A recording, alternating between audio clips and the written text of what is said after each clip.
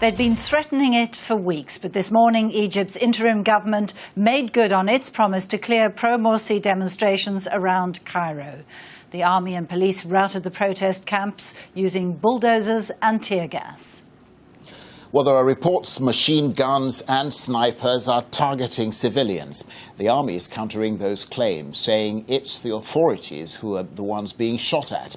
The numbers of dead are unknown. The alleged death toll varies greatly between the government and the Muslim Brotherhood.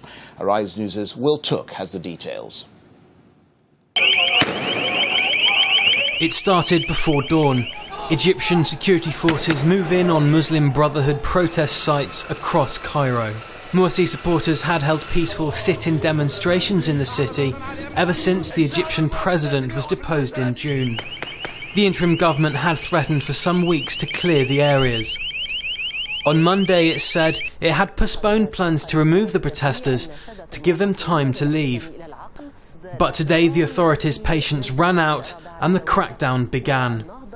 The Muslim Brotherhood says hundreds of demonstrators have been killed by security forces, but there's no independent verification of the deaths. State TV is reporting that at least 5 soldiers were killed during the operation and has broadcast these images it says show protesters shooting at authorities. The Morsi supporters are firing on the people with guns and automatic weapons. The army and police are over there.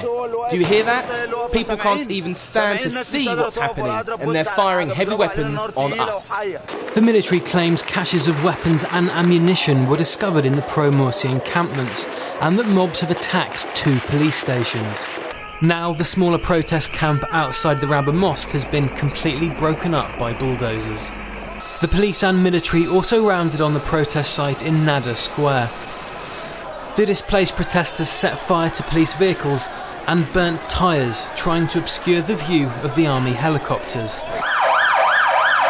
The international community has previously criticised the interim government's suppression of opposition voices.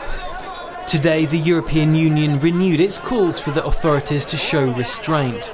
The Egyptian government claims it is. The government salutes the efforts of the security services for imposing order in relation to the clearing of the gatherings at Nada and Rabba, as those forces are using the utmost self-restraint and highest degree of professionalism in the operation to clear the sit-in. This resulted in relatively low casualty figures. Now the Muslim Brotherhood is asking its members to take to the streets to protest against today's crackdown by the interim government. Will Took, Arise News.